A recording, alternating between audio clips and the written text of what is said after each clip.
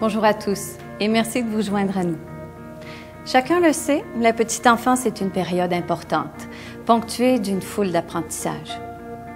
L'enfant apprend par exemple à se tenir assis, à ramper, à marcher à quatre pattes, puis debout. Il apprend aussi à manipuler des objets, à s'habiller et à manger tout seul. Il apprend à reconnaître des mots, à les prononcer et à faire des phrases. C'est aussi au cours de cette période que l'enfant développe diverses habiletés sociales et affectives, comme rendre des services, partager des jouets ou consoler un ami qui a de la peine.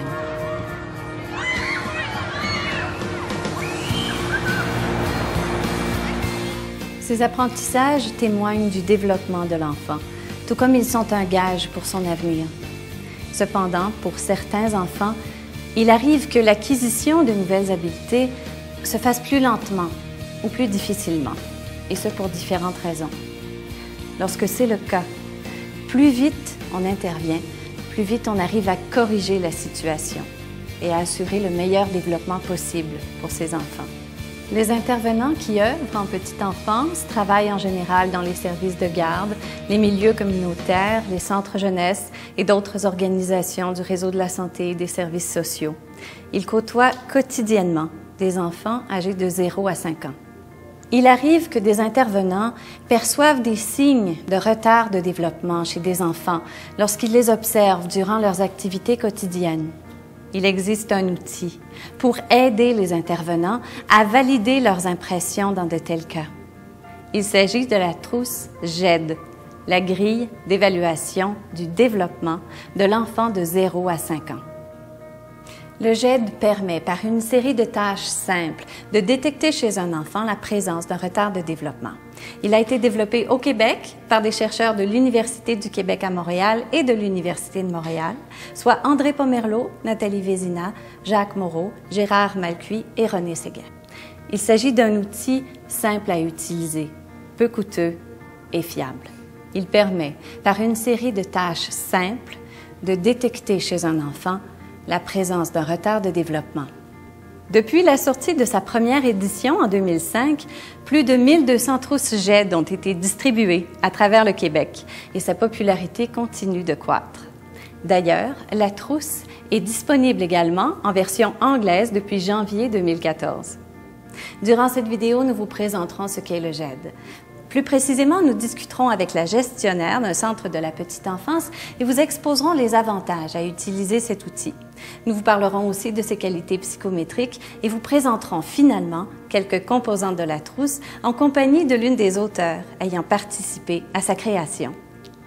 Pour mieux comprendre ce qu'est le GED, on peut le comparer à un thermomètre.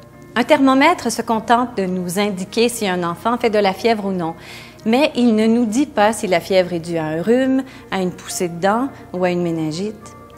Tout comme le thermomètre, le GED n'est pas un outil diagnostique. Il permet de savoir si l'enfant présente un retard de développement, sans toutefois en identifier la cause. Le GED évalue les habiletés cognitives et langagières, de même que les habiletés motrices et socio-affectives d'un enfant. Lorsqu'il est utilisé auprès d'un très jeune enfant, le GED permet de vérifier sa capacité à transformer une information sensorielle en un comportement moteur approprié à son âge. Par exemple, lorsqu'on lui présente un hochet, on observe si l'enfant est visuellement et auditivement stimulé par l'objet. On regarde également s'il tient le hochet dans sa main lorsqu'on le lui donne, s'il émet différents sons associés au langage et s'il sourit quand on le regarde, quand on lui parle ou quand nous-mêmes lui sourions. Dans le cas d'un enfant plus âgé, on évalue sa capacité à mémoriser des phrases ou à comprendre des concepts abstraits comme monter et descendre. Sur le plan moteur, on observe par exemple si l'enfant est capable de se tenir en équilibre sur une seule jambe ou s'il est en mesure de découper une forme géométrique tracée sur une feuille de papier en utilisant des ciseaux. On remarque aussi si l'enfant coopère bien durant l'évaluation, s'il interagit facilement avec l'intervenant et s'il manifeste un sentiment de fierté quand on le félicite. Maintenant, revenons à notre thermomètre. Quand un enfant fait de la fièvre et que sa température est trop élevée, ou encore si la fièvre dure trop longtemps, on sait qu'il faut consulter un médecin. Par contre, si l'enfant ne fait qu'un peu de fièvre, quelques interventions simples suffiront à le soulager. C'est la même chose avec le GED. Une fois qu'on a effectué l'évaluation et que les résultats ont été compilés, on peut reporter les scores sur un thermomètre. Si le résultat se situe dans la zone de confort, il est possible de conclure que le développement de l'enfant est adéquat. Par contre, si le résultat se trouve dans la zone à surveiller, la mise en place d'un plan d'intervention visant à offrir à l'enfant des activités de stimulation est suggérée. Finalement, si le résultat est dans la zone de référence, il est nécessaire de référer l'enfant à un professionnel qui pourra établir un diagnostic. Pour discuter de l'utilisation du GED sur le terrain, Madame Pasquier se joint maintenant à nous. Elle est directrice d'installation. Madame Pasquier, bonjour et merci de nous accorder de votre temps. Bonjour. En quoi la trousse GED est-elle pertinente pour vous? Le GED est un outil très précieux dans le mandat qui nous est donné dans le cadre de la prévention et de l'intervention précoce auprès des enfants. Pouvez-vous nous parler maintenant d'un cas où vous avez utilisé le GED? Oui, alors je pense à une situation il y a quelques années. Nous avions un enfant qui présentait quelques difficultés. Il avait autour de 32 mois lorsque nous avons décidé de lui faire passer le GED. Le GED a démontré qu'au niveau des 3 échelles, l'échelle cognitive, motrice et socio-affective, les résultats démontraient des problématiques au niveau des développements. Donc, l'enfant a été référé en pédiatrie et par la suite, il a été pris en charge au CMR, donc au Centre Montérégion de réadaptation. Je pense que si le retard de cet enfant n'avait pas été détecté tôt avec le GED, il n'aurait pas le cheminement scolaire qu'il a actuellement. Madame Pasquier, merci. Merci à vous. Penchons-nous un peu à présent sur les aspects scientifiques du GED. Tout d'abord, il est juste de dire que le GED est un outil crédible, puisqu'il possède de très bonnes qualités psychométriques en termes de validité et de fidélité. Par exemple, les chercheurs impliqués ont comparé les résultats du GED avec ceux obtenus par d'autres outils d'évaluation du développement des enfants, tels que le Bayley et le Stanford Binet. Cela a permis de démontrer que les résultats du GED sont comparables à ceux obtenus par ces outils déjà très reconnus et utilisés dans le milieu de la petite enfance. Aussi, le GED est un outil que l'on qualifie de précis.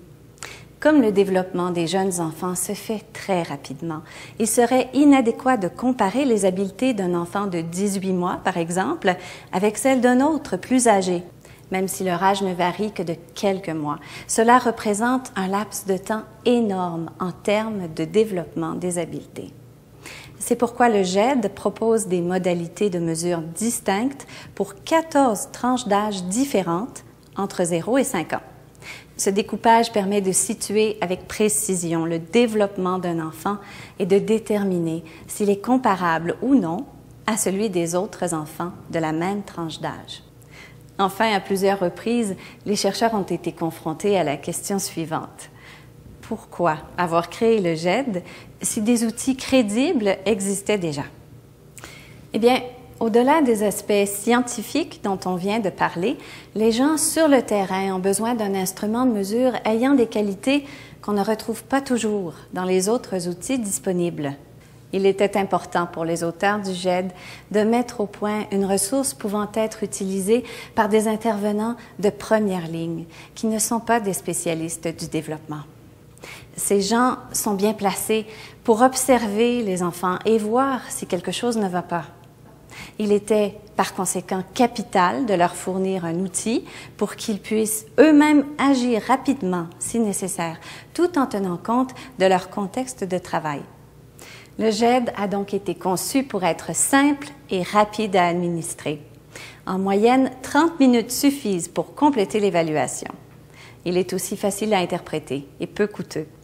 Il est le seul outil disponible sur le marché francophone et anglophone qui réunit l'ensemble de ces caractéristiques en plus d'offrir d'excellentes qualités psychométriques. Maintenant, nous allons regarder de plus près ce qu'il y a dans cette trousse et comment on l'utilise. Nathalie Vézina est avec nous en studio. Madame Vézina, bonjour. Bonjour. Pouvez-vous nous présenter ce que contient la trousse? Bien sûr. Tout d'abord, la trousse contient un guide d'utilisation qui précise les consignes à suivre et le matériel nécessaire pour effectuer l'évaluation des enfants en fonction des 14 tranches d'âge. On retrouve également un cahier de vignettes qui rassemble différentes images utilisées pour vérifier l'étendue du vocabulaire des enfants ou encore déterminer leur capacité à comprendre certains concepts. La trousse GED contient aussi différents objets utilisés durant l'évaluation et qui sont familiers aux enfants, comme des cubes, une balle, des crayons, des ciseaux et des livres. De plus, la trousse contient une clé USB qui permet aux intervenants d'imprimer à volonté les grilles de cotation dont ils ont besoin pour noter les réponses des enfants.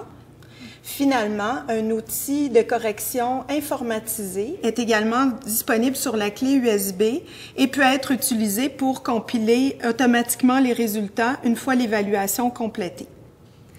Intéressant. Maintenant, pouvez-vous nous donner quelques exemples de tâches qu'on demande aux enfants de réaliser avec le matériel de la trousse? Avec plaisir. On a ici le livre de cailloux qu'on utilise avec les enfants âgés entre 3 et 15 mois pour voir s'ils sont portés à regarder les images ou encore à tourner les pages du livre.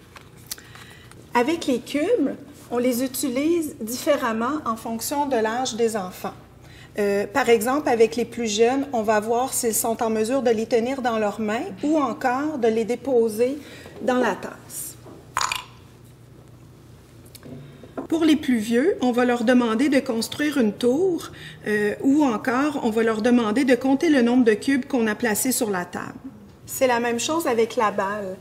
Avec les bébés, on va vérifier s'ils poursuivent des yeux la balle qu'on va faire rouler sur la table. Avec les plus jeunes, on va leur demander de courir après la balle qu'on lance par terre.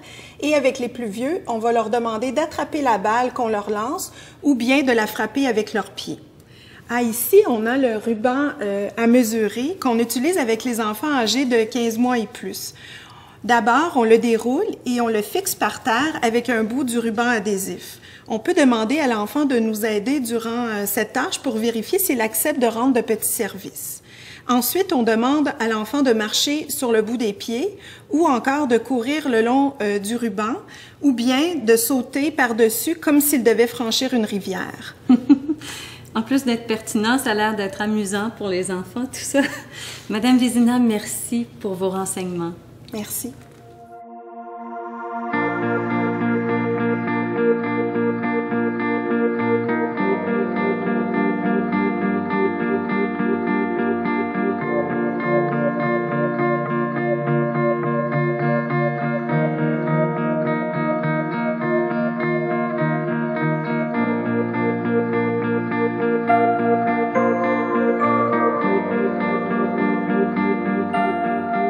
Si vous désirez en savoir plus sur le GED, je vous invite à consulter le site Internet du Centre de liaison sur l'intervention et la prévention psychosociale, aussi appelé le CLIP. Étant un organisme sans but lucratif qui fait le pont entre le milieu de la recherche et les gens du terrain, le CLIP assure la production et la diffusion de la trousse. De plus, le CLIP offre aux intervenants une formation d'une journée favorisant une utilisation optimale et adéquate du GED. On y présente une combinaison d'exposés théoriques, de présentations audiovisuelles, de périodes d'échange et de questions, ainsi que des exercices pratiques.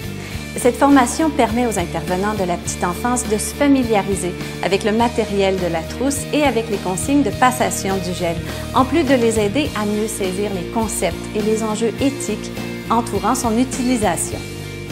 Enfin, le CLIP offre un soutien post-formation pour les intervenants qui ont des interrogations concernant l'utilisation du GED dans leur pratique. N'hésitez donc pas à contacter le CLIP pour connaître les dates des prochaines formations, pour commander la trousse GED ou encore pour poser vos questions. Sur ce, je vous remercie de votre attention.